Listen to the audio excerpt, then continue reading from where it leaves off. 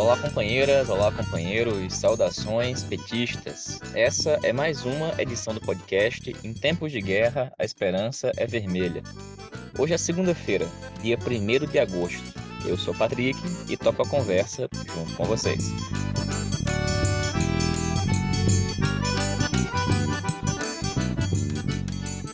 No episódio de hoje, falamos sobre o 7º Congresso Nacional da Tendência Petista, a Articulação de Esquerda.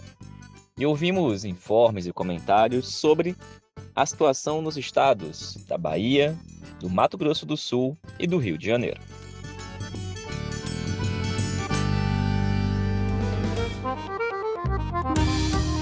Pessoal, começou o mês de agosto, hoje é dia 1º e faltam exatamente 16 dias para o início oficial da campanha eleitoral. Por isso que na edição de hoje nós damos seguimento aos comentários e às avaliações acerca dos cenários estaduais. Afinal de contas, estamos na Semana das Convenções. Na sexta-feira, nós falamos dos cenários no Rio Grande do Sul, em Minas Gerais e no Ceará. E hoje a gente vai ouvir o companheiro Olavo Brandão, que fala sobre o Rio de Janeiro, a companheira Gleice Jane, que fala do Mato Grosso do Sul, e Jorge Braga, que trata do cenário lá na Bahia. Mas a gente começa a edição de hoje do podcast falando que nos dias 23 e 24 de julho ocorreu o 7º Congresso Nacional da Tendência Petista, a Articulação de Esquerda.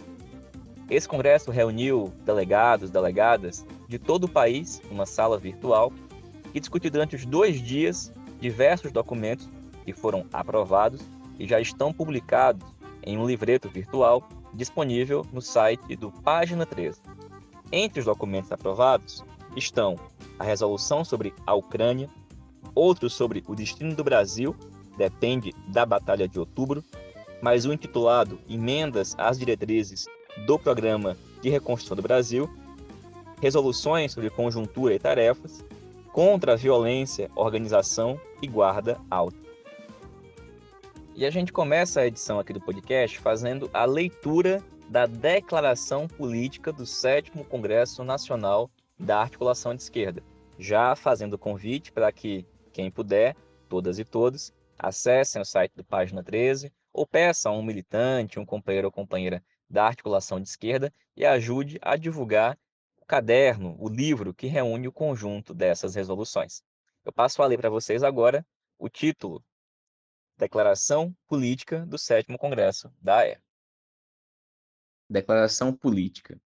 O destino do Brasil depende das eleições de outubro de 2022. Uma vitória eleitoral ou golpista do cavernícola aprofundaria a destruição de nossas liberdades democráticas, degradaria ainda mais a situação social, reduzirá nossa soberania nacional, reafirmaria a opção primária exportadora da classe dominante e bloquearia nossas perspectivas de desenvolvimento. Já a vitória de Lula abrirá a possibilidade de construirmos um Brasil com liberdades, bem-estar social, soberania e desenvolvimento a serviço da maioria do povo brasileiro. Nossa vitória, em outubro, não está garantida, nem no primeiro, nem no segundo turno. Pesquisas não ganham eleição. Nossos inimigos são poderosos, têm recursos e já demonstraram serem capazes de absolutamente tudo. O cavernícola, combinações de governo tipicamente fisiológicas com iniciativas políticas intimidatórias e abertamente golpistas, que não encontraram até agora resposta à altura, nem da parte das chamadas instituições, nem tampouco da parte da oposição popular. Este é um dos motivos pelos quais defendemos que a campanha de Lula assuma um caráter de massas. Dia 16 de agosto, primeiro dia oficial de campanha, devemos ocupar as ruas em todo o país, realizando um ato nacional unificado da campanha Lula presidente, sem medo de ser feliz. Vencer em outubro depende essencialmente da vitória e da nossa capacidade de mobilizar a maioria do povo brasileiro. E para isso, é preciso oferecer a perspectiva de um futuro melhor e diferente. Lula simboliza isso para parcelas importantes do povo brasileiro. O mesmo não pode ser dito acerca do vice, de muitas candidaturas a governador e ao Senado, tampouco de certos aliados e de aspectos do nosso programa, que introduzem rebaixamentos e contradições de cunho correto tratamento depende, em grande parte, da mobilização de massas indispensável tanto a vitória quanto a defesa do futuro governo. A pior atitude frente a essas contradições é tratar neo-aliados como se companheiros fossem. Ademais, os métodos adotados para impor ao partido determinadas coligações deixaram diversas sequelas. É preciso reconhecer abertamente essas contradições e, ao mesmo tempo, fazer de tudo para viabilizar o centro da tática, eleger Lula presidente, sabendo desde já que, alcançado o objetivo de eleger Lula presidente, a luta continuará contra três inimigos: a extrema-direita, o neoliberalismo e o imperialismo. A extrema-direita, seja ou não bolsonarista, não vai desaparecer. Mesmo que não vençam as eleições, mesmo que não tentem ou não tenham êxito em realizar um golpe, mesmo que não tenham êxito em sabotar a transição, continuará sendo uma força ativa e perigosa. Contra a extrema-direita, devemos implementar duas ações combinadas. Por um lado, devemos adotar políticas públicas que neutralizem ou conquistem as bases sociais da extrema-direita junto aos setores populares. Por outro lado, devemos combater, processar, condenar e encarcerar os criminosos que lideram o bolsonarismo. Isso inclui, com destaque, desmontar a influência do bolsonarismo nos meios de comunicação, nas empresas da fé, nas forças armadas e nas polícias. Nesse último terreno, não se pode repetir a conciliação praticada pelas forças democráticas na chamada transição, nos governos tucanos e nos governos Lula e Dilma. Nosso partido e nosso futuro governo não podem vacilar no enfrentamento permanente e cotidiano com os defensores da ditadura e da tutela militar, tampouco com os defensores de uma política de insegurança que converte pobres, periféricos e pretos em alvo de violência estatal sistemática. Os neoliberais, seja os de extrema direita, seja os da direita gourmet, e ainda os abrigados em partidos de centro-esquerda, tampouco desaparecerão depois da eleição. Pelo contrário, a presença de Alckmin na candidatura à vice-presidência, o apoio da esquerda a várias candidaturas neoliberais, a influência do social-liberalismo em aspectos do programa da Federação Brasil da Esperança, tudo isso nos dá a certeza de que, no melhor dos cenários, viveremos novamente a partir de 2023, uma situação de governo em disputa. Para que essa disputa não tenha desdobramentos similares aos de 2003 e 2005 e ou aos de 2015 e 2016, é preciso construir, em torno do PT, do PCdoB, do PSOL, da CUT e do MST, entre outras organizações, um núcleo de esquerda, disposto não apenas a defender o governo de seus inimigos externos, mas também disposto a disputar os rumos do governo contra os inimigos internos, expressão política da classe dominante brasileira. Os capitalistas, especialmente do agronegócio, das mineradoras e do setor financeiro. O principal inimigo externo de um futuro governo Lula será o imperialismo. E a principal dificuldade para enfrentar esse inimigo está na postura ingênua adotada por amplos setores da esquerda brasileira frente aos Estados Unidos. A esse respeito, lembramos dos seguintes exemplos. 1. Os que achavam que não haveria golpe em 2016 e que tampouco pode haver agora, porque supostamente os Estados Unidos não aceitariam. 2. Os que se desmancharam em elogios ao atual presidente dos Estados Unidos, chegando a falar em revolução no capitalismo e dizendo que Lula seria o Biden brasileiro.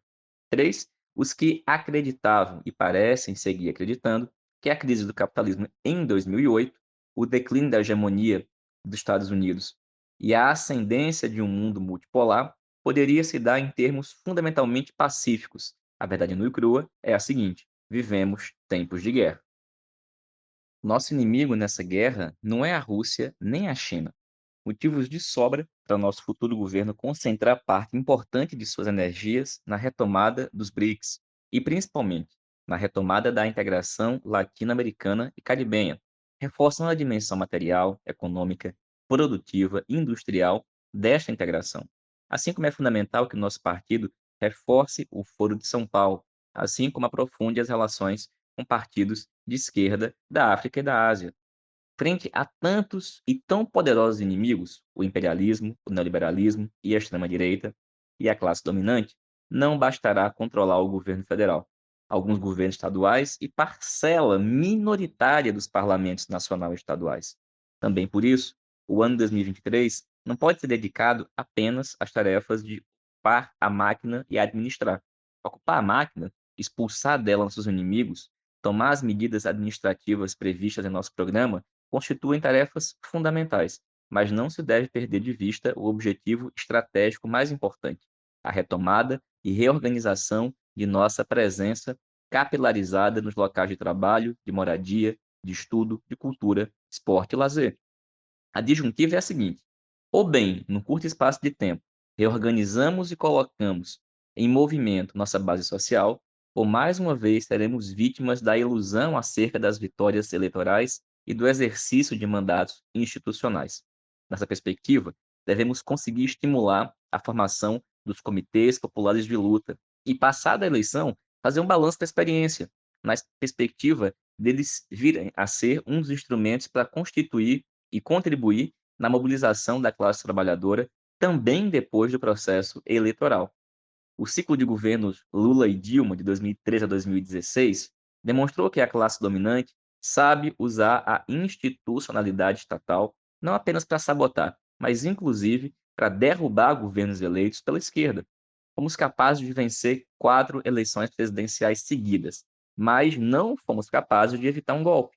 Evitar que isso se repita exige combinar medidas no plano do Estado, por exemplo, acabar com a tutela das Forças Armadas, acabar com a militarização e violência sistemática dos aparatos de segurança contra os setores populares, acabar com a partidarização do sistema judiciário e com a judicialização da política, bem como fazendo uma reforma política e adotando uma política de participação popular, acabando com o oligopólio privado da comunicação e implementando fortes políticas culturais e educacionais. Uma auto-organização da classe trabalhadora, das mulheres, da juventude, dos negros e negras, de todos os setores populares. Logo depois do golpe de 2016 e durante a campanha Lula livre, um importante setor do partido começou a debater essas questões na perspectiva de formular uma nova estratégia para um novo período histórico. Mas desde que recuperamos os direitos políticos de Lula, esse objetivo de formulação de uma nova estratégia foi deixado de lado em favor da velha teoria da governabilidade através das alianças com setores de centro e direita. O ciclo 2003-2016 também demonstrou a necessidade de articular políticas públicas destinadas a enfrentar os problemas urgentes e imediatos, tais como a fome, o desemprego, a desassistência, com reformas que alterem as estruturas permanentes da sociedade brasileira. Sendo assim, nosso programa de governo precisa combinar reconstrução com transformação. Entretanto, nas seguidas versões do programa debatido e aprovado, tanto pelo PT quanto pela federação, há uma crescente ênfase na reconstrução, em detrimento da transformação. Temas estruturantes, como o papel do agronegócio, do capital financeiro, das Forças Armadas, da Assembleia Nacional Constituinte, etc., são tratados de maneira superficial ou incorreta. No lugar de uma solução para os problemas estratégicos, ressurge a igualmente velha teoria da aliança com setores do empresariado. Entre os temas estruturantes, destacamos o da saúde. Precisamos retomar a luta pró-Sistema Único de Saúde, o SUS. Parcelas relevantes da classe trabalhadora migraram para o seguro saúde. As operadoras de saúde excluem trabalhadores aposentados e idosos, impossibilitados de arcar com as elevadas prestações. Os planos de saúde são inimigos da classe trabalhadora. Não se pode conviver com uma atenção à saúde que aprofunda as desigualdades sociais, em que apenas 25% da população detentora da cobertura privada consome mais de 50% do gasto total em saúde no Brasil, deixando os mais pobres com serviços racionados e tornando amplos setores da classe trabalhadora crescentemente dependentes da saúde como mercadoria. Nem se pode admitir um SUS privatizado e terceirizado. Precisamos reconstruir, não apenas no PT, mas no conjunto da esquerda e da classe trabalhadora brasileira, uma maioria disposta não apenas a defender reformas social democratizantes, mas disposta a lutar por uma revolução socialista, o que, nas atuais condições do capitalismo brasileiro e mundial, significa uma revolução democrática, popular, negra, feminina, antipatriarcal, anti-imperialista e anticapitalista. E fazer isso em um momento histórico marcado por uma crise sistêmica do capitalismo, pelo declínio dos Estados Unidos, pela ascensão da China, por instabilidade e guerra. Não será fácil enfrentar essa situação, nem será fácil dar conta dessas tarefas, seja na luta contra nossos inimigos de classe, seja na disputa ideológica na própria esquerda brasileira e no PT. Um sinal das dificuldades é que a maioria das tendências petistas capitulou sem luta diante do frente amplismo. Outro sinal das dificuldades é a rapidez e a mínima resistência com que várias organizações surgidas da crítica e da ruptura com o PT hoje se converteram às posições antes criticadas. As dificuldades são agravadas, ademais, pela degeneração causada pelo eleitoralismo, pela transferência de poder para parlamentares e governantes, pela substituição da militância por cabos eleitorais. Contra tudo isso, seguiremos lutando em defesa do partido e do nosso objetivo e estratégia, um partido e um Brasil democrático, popular e socialista. Para contribuir nesse sentido, convocamos para setembro de 2023 o 8º Congresso Nacional da Tendência Petista Articulação de Esquerda, que nessa data completará 30 anos de vida. Caberá a este 8º Congresso: 1. Elaborar a linha política para a situação pós-eleitoral. 2. Formular nossa linha de atuação nos estados, municípios e setores. 3. Adotar medidas organizativas, comunicação, formação, finanças, que permitam incorporar nas fileiras da tendência a base militante que se aproximou de nós, especialmente durante o período de pandemia e durante a campanha eleitoral, como parte da preparação para o próximo congresso partidário. Como dissemos e repetimos mais uma vez, a vitória de outubro de 2022 não está garantida, mas temos muitos motivos para ter otimismo, seja com o resultado eleitoral, seja com o que virá depois. A eleição de Lula abre a possibilidade de retomarmos o processo de transformação do Brasil, no sentido de construirmos soberania, bem-estar social, desenvolvimento e socialismo. Mas para transformar essa possibilidade em realidade, será preciso linha justa, muito trabalho e guarda alta, cabendo ao PT, em todos os níveis, assumir a coordenação deste esforço para fazer uma campanha Lula massificada, nos locais de trabalho e lazer, nas escolas e nos locais de moradia, nas redes e nas ruas. Da nossa parte, que nunca vacilamos na defesa do PT, seguiremos fazendo o que sempre fizemos: disputar os rumos do partido, entendendo essa disputa como parte importante da disputa pelos rumos da classe trabalhadora brasileira. Em nossa opinião, quanto maior é o agravamento da crise sistêmica do capitalismo mundial e quanto mais profunda é a crise nacional, mais necessária se torna a existência de um partido dos trabalhadores e das trabalhadoras comprometido com a luta por impor uma derrota global ao bolsonarismo, ao neoliberalismo, ao imperialismo e ao capitalismo. E para isso, será preciso construir nas ruas, nas urnas e na classe trabalhadora uma política disposta a fazer, além de políticas públicas, transformações estruturais na sociedade brasileira em direção ao socialismo. Viva o PT, viva a esquerda brasileira, viva a classe trabalhadora. Lula, presidente.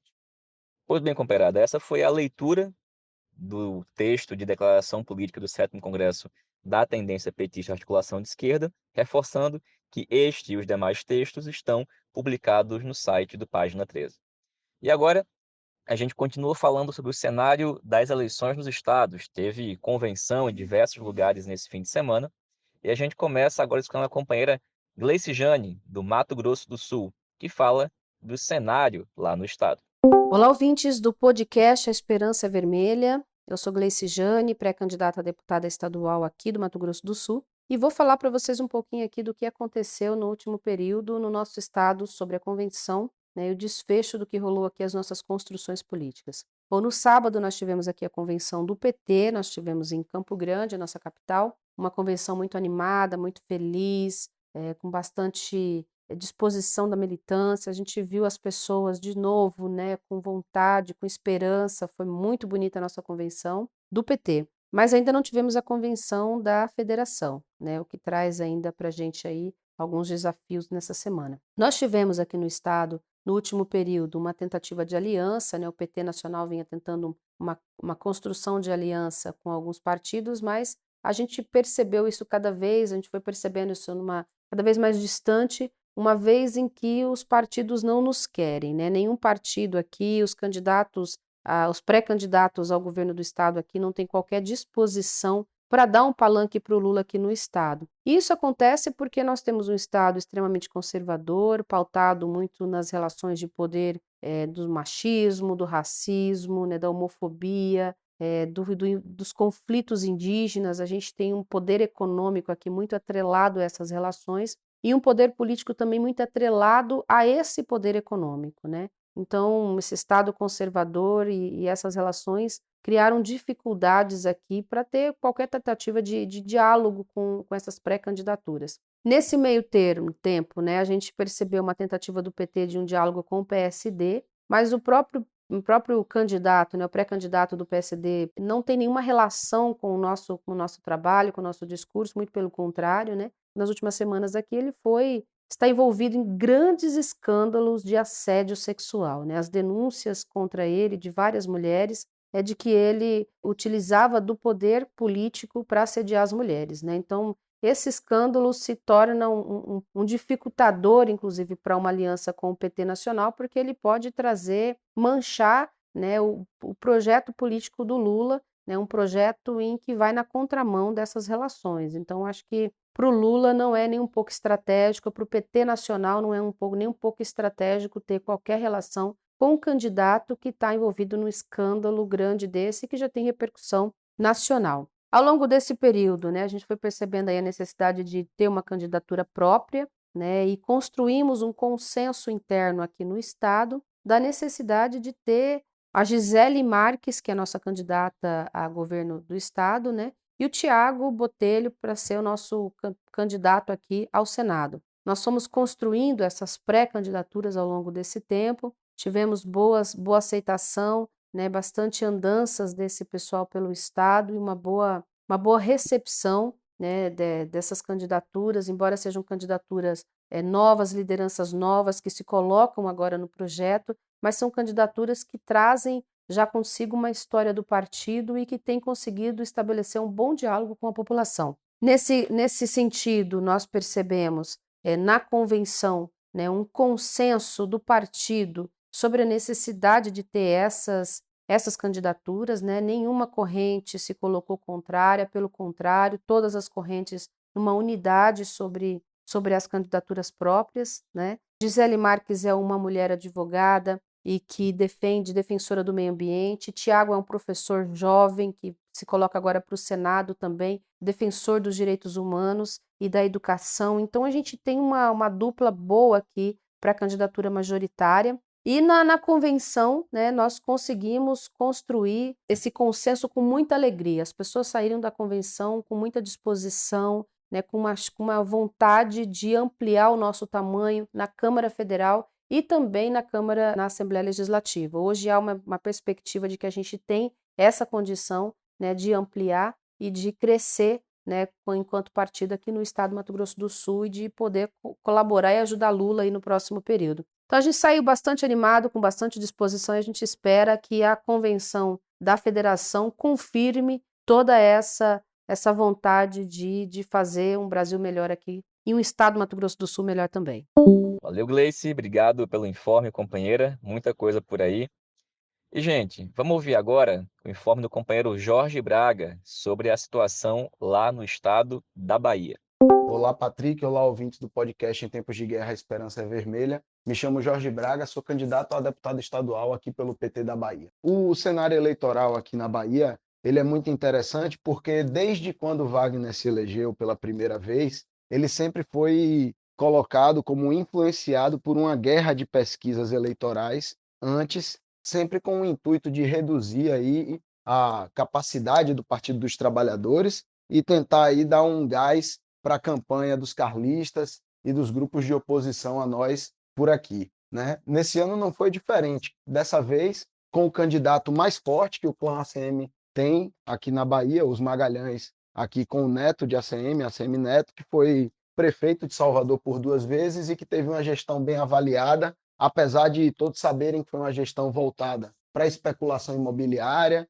e que desorganizou por completo o sistema de transporte em Salvador. Mas não foi diferente esse ano, e as pesquisas, desde que começaram, elas apontam uma vitória consolidada do candidato carlista. Porém, essa percepção vem mudando de forma clara, porque no início, nós que tínhamos um candidato praticamente desconhecido, hoje o candidato já subiu bastante na pesquisa e tem uma pontuação já bem considerável, mas o que mais chama a atenção, sem dúvida, é quando a gente trata do apoio do companheiro Luiz Inácio Lula da Silva, que, né, então Lula tem uma vantagem muito forte na Bahia, tem um carinho e um apreço pelo povo baiano, e isso é reconhecido nas urnas, né? A Bahia, que antes do governo Lula tinha 2 universidades federais, hoje a gente tem universidades cravadas por todo o estado, né? Nós que não tínhamos quase nenhuma vaga de ensino técnico, era algo muito limitado, principalmente a capital, e hoje a gente tem cursos técnicos por todo o estado, né? A mudança da questão dos ônibus escolares, tudo isso gerou algo muito positivo e que coloca o Partido dos Trabalhadores e o candidato Lula, né, muito bem na pesquisa. Desde o início, a aposta do petismo, a aposta do PT foi a de que o companheiro Lula alavancaria a candidatura. Né? No início, a gente tinha o companheiro Jacques Wagner como candidato, mas que por motivos pessoais, né, de foro íntimo, ele decidiu não ser candidato, manteve-se como senador sem partir para essa disputa, indicando o companheiro Jerônimo, da Secretaria de Educação, né, para ser aí o candidato, um candidato a princípio desconhecido, e que nosso trabalho agora é levar o nome de Jerônimo para toda a Bahia e consolidar a virada, porque isso é muito bom. Se ganhar é muito bom, ganhar numa virada histórica contra nosso maior inimigo, nosso maior adversário, é melhor ainda. Então, aqui na Bahia, o cenário ainda segue nessa condição, onde as pesquisas apontam a ACM Neto à frente, porém, com o apoio de Lula, tudo pode mudar e aponta aí para uma possível vitória de Jerônimo. Aqui na Bahia, quase sempre, o resultado é um resultado de primeiro turno. Então, para nós, é muito importante se mobilizar e garantir isso desde já, porque aqui funciona geralmente assim. Quem ganhar tende a ser no primeiro turno. E agora, para finalizar, ainda tem o candidato de Bolsonaro, João Roma, atacando de forma muito dura a ACM Neto, de forma que a gente ainda não tem como qualificar como vai ser esse processo de disputa interna na direita, em que aqui se apresenta com um aliado do cavernícola mais próximo, que é o João Roma, e com outro que também é aliado de Bolsonaro, mas que busca esconder isso como forma de tentar não minar a sua campanha eleitoral. Porém, cada vez vai ficar mais claro, a ACM Neto é aliado de Bolsonaro, seu partido votou em favor de tudo que foi colocado pelo governo Bolsonaro. Aqui na Bahia é quem ocupa os cargos federais, então cada vez isso vai ficar mais explícito e dificilmente o candidato ACM Neto vai conseguir fingir que não tem lado nessa história. Então, mais do que nunca, nosso lado é o lado do time de Lula, é o lado da gente que briga aqui para ter mais universidades federais na Bahia, para ter mais infraestrutura, mais educação, mais saúde, mais emprego, principalmente. Contra a privatização da Petrobras, pelo retorno da nossa refinaria Landulfo Alves. Um abraço. Valeu, Braga. Boa campanha, companheiro. Tamo junto. Pessoal, estamos todos também acompanhando com muito interesse os desdobramentos da situação lá no Rio de Janeiro. Desde a semana passada a gente vem acompanhando e hoje o companheiro Olavo Brandão, que é da Executiva Estadual do PT, carioca, fala para a gente sobre os mais recentes acontecimentos. E é o Olavo que a gente passa a escutar a partir de agora. Olá, ouvintes do podcast Em Tempos de Guerra Esperança Vermelha. Aqui quem fala é Olavo, da Executiva Estadual do PT do Rio de Janeiro e militante da articulação de esquerda. Vou tratar aqui, tentar atualizar o cenário eleitoral aqui no estado do Rio de Janeiro. Bom, a principal polêmica que é de conhecimento nacional e está aí nos noticiários que envolve as eleições de janeiro, no momento, diz respeito no campo da esquerda sobre a candidatura ao Senado, em que há, digamos assim, uma disputa entre montar uma chapa unitária com uma única candidatura ao Senado, onde o PT aprovou o apoio ao Marcelo Freixo do PSB a governador e indicou o André Siciliano do PT, presidente da Alerj, para cadeira ao Senado, para disputar o Senado. Mas o PSB, em que pese a candidatura do Marcelo Freixo a governador, insiste e mantém na candidatura do deputado federal Alessandro Molon. Eu vou tratar melhor disso mais à frente.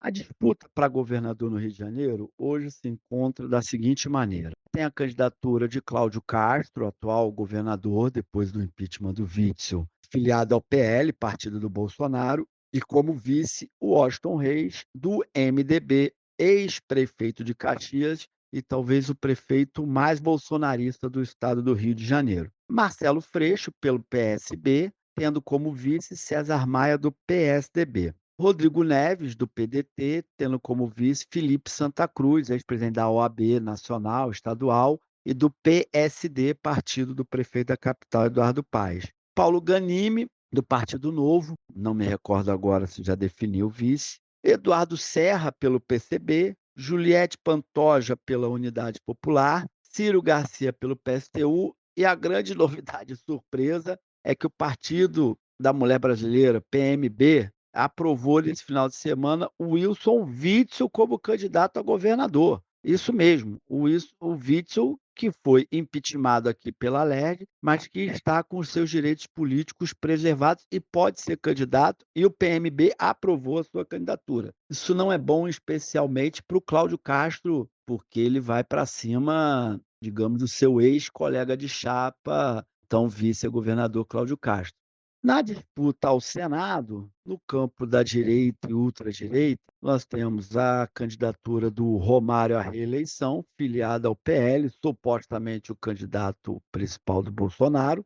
Ainda há tentativas de outros nomes, mas tem problemas judiciais, etc., como Daniel Silveira. Mas também nesse campo do apoio ao Bolsonaro e apoiador do Cláudio Castro a governador, o Antony Garotinho lançou a sua filha, Clarice Garotinho, atualmente deputada federal, como candidata ao Senado. Então, a priori, o leque de apoios a Cláudio Castro já conta com duas candidaturas ao Senado: o Romário, do Partido Governador, e Clarice Garotinho. E há uma incógnita ainda sobre o que o Marcelo Crivella fará. Pode ser candidato ao Senado, ele dizia que queria ser candidato a governador, pode até terminar como candidato a deputado, isso aqui também está em andamento. Como eu disse no início, né, a grande polêmica do noticiário nacional, inclusive do tabuleiro das eleições que envolve o Rio de Janeiro, é a disputa de candidaturas ao Senado no campo progressista, onde está uma celeuma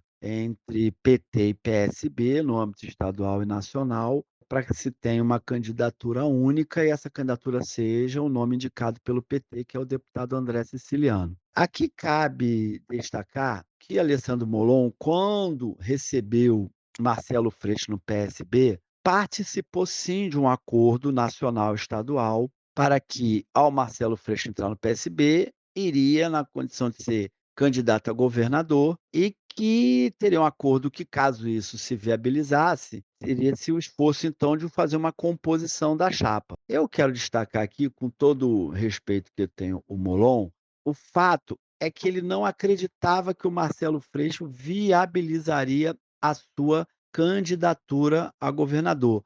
Viabilizaria no sentido de conseguir construir, digamos, um arco de alianças substancial, significativo. E no final das contas, no decorrer do tempo, que o Molon apostava que o próprio PT não apoiaria o Marcelo Freixo, o que aconteceu foi o oposto. De cara, o Marcelo Freixo conseguiu, nos últimos meses, consolidar a unidade, digamos, dos principais partidos de esquerda, ou da maioria dos partidos de esquerda com presença parlamentar e força social aqui no estado de Janeiro. Então apoia o Marcelo Freixo, além do PSB, o PT, PCdoB, PSOL, Rede, PV. Então isso já há muito tempo a esquerda, por exemplo, não conseguiu unificar tantos partidos em torno de uma única candidatura. Praticamente, tirando os partidos sem representação parlamentar, PCB, Unidade Popular, PSTU, aqueles que têm presença parlamentar, o PDT é o único partido, digamos, que não está na aliança em torno da candidatura do Marcelo Freixo a governador.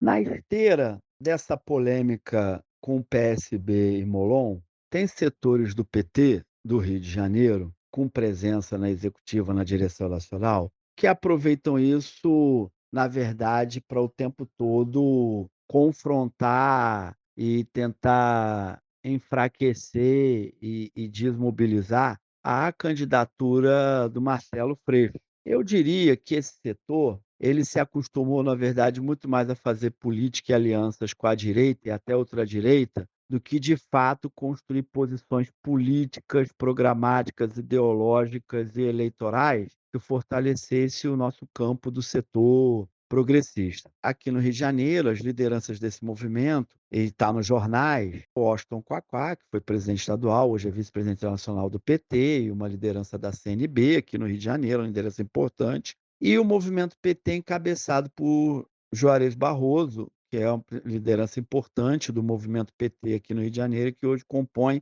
a direção nacional. Esses 2 setores, em especial eles, a novidade atual é que eles apresentaram à direção nacional o fim do apoio, ou melhor, o fim do apoio, porque tem resolução do diretório estadual, de apoio a Marcelo Freixo, governador, e André Siciliano, senador. Fim desse apoio para passar a apoiar Rodrigo Neves, do PDT, que tem como vice o PSD. E o argumento é de que o Marcelo Freixo, o argumento atual, é de que o Marcelo Freixo estaria limitando o crescimento, ou o palanque, ou o avanço do Lula, que seria a coisa mais prioritária.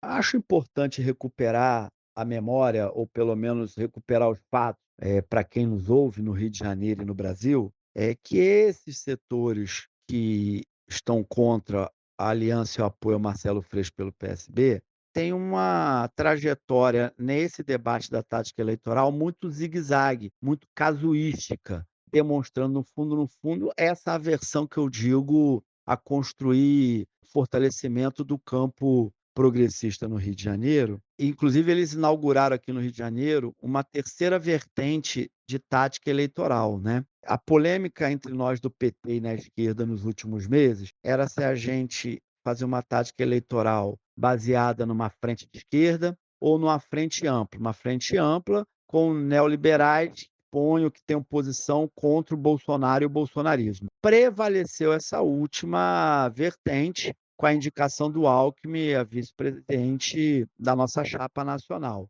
Mas aqui no Rio de Janeiro, tem um setor que inaugurou a frente ampla com os bolsonaristas. É uma tese o seguinte: nós queremos eleger Lula, prioridade é o Lula, e para isso a gente faz aliança com quem apoia o Bolsonaro. É uma inovação política aqui que é difícil até de compreender e, seriamente, sem ironia, apresentar um mínimo de lógica racional sobre essa tática eleitoral. Mas é isso que faz os setores, o tempo todo flertando e até fazendo gestos e movimentações concretas com bolsonaristas.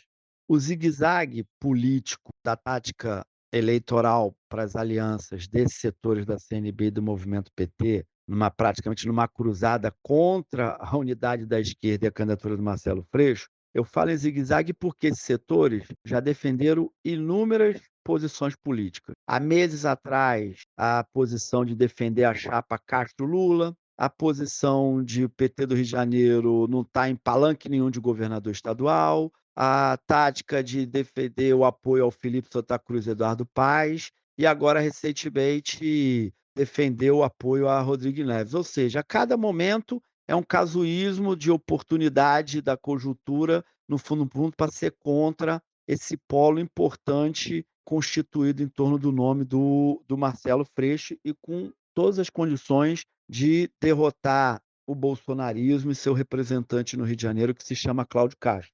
Bom, 2 argumentos são articulados por esse pessoal aí que não quer, que é contra a aliança e o apoio ao Marcelo Freixo, participar, né, dessa frente partidária que hoje reuniria 8 partidos, incluindo o PT e praticamente todos os partidos de esquerda e centro-esquerda aqui do Rio de Janeiro. Um argumento é o argumento de que Freixo seria um candidato que limita o crescimento e a ampliação do Lula.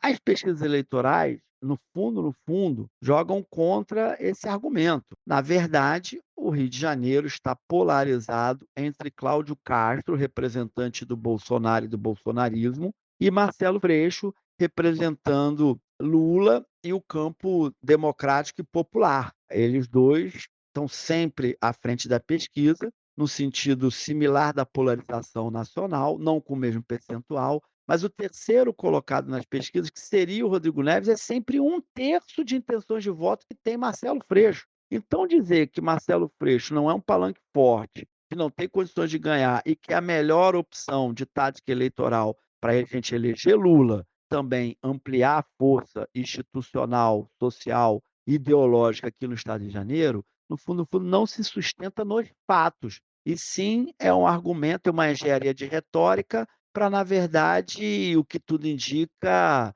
é fazer um movimento eleitoral que tem muito mais a ver com interesses pessoais e particularistas do que, de fato, o compromisso com um projeto mais geral da disputa da sociedade brasileira e da sociedade fluminense. O segundo argumento contra apoiar Marcelo Freixo, porque Molon e o PSB são candidatos e não estão cumprindo o acordo, é que isso atrapalharia e é um desrespeito com a indicação do PT, com o nome do André Siciliano. Portanto, a gente, né, tem que abandonar o PSB e a candidatura do Marcelo Freixo por um descumprimento de acordo e compor e indicar o Siciliano candidato ao Senado na chapa com Rodrigo Neves e Felipe Santa Cruz. Agora veja, esse argumento é menos acionado nacionalmente, até onde eu sei, e é muito acionado aqui no estado do Rio de Janeiro. Esse argumento também não se sustenta, porque sair da candidatura do Marcelo Freixo, que tem três vezes mais intenções de voto que Rodrigo Neves, para ir para a chapa com o Rodrigo Neves, não é um elemento que altera o prejuízo que a candidatura do Bolsonaro faz à unidade da esquerda e à possível eleição de um nome do nosso campo ao Senado. Então não altera nada, né? Na verdade, vira um pretexto para, de novo, como eu repito, numa cruzada contra a unidade da esquerda e contra a candidatura do Marcelo Freixo, que setores aqui do PT, em especial, mas não só no PT, diga-se de passagem, contra a candidatura do Freixo.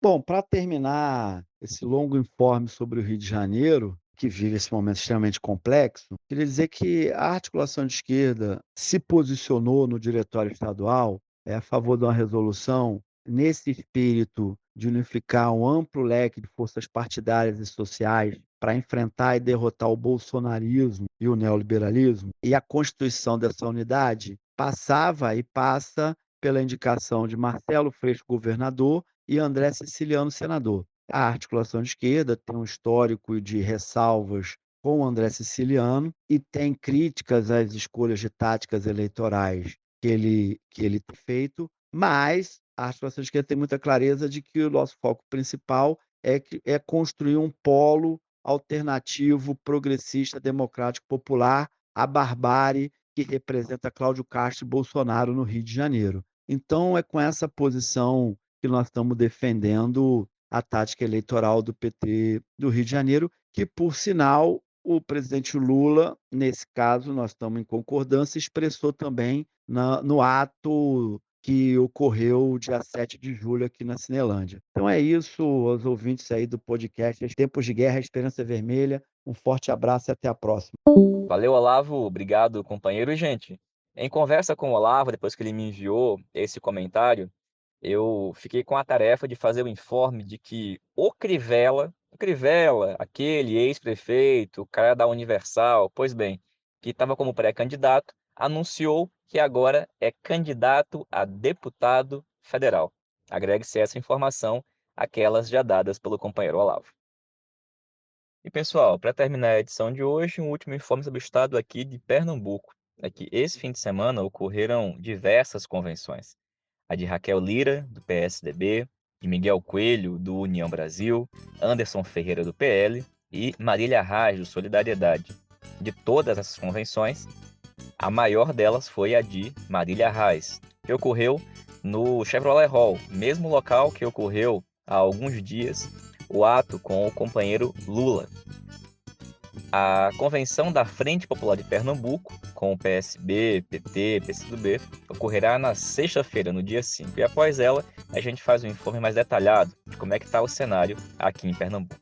Essa foi mais uma edição do podcast Em Tempos de Guerra, a Esperança é Vermelha. A gente se reencontra aqui na sexta-feira. Saudações petistas, fora Bolsonaro e Lula presidente.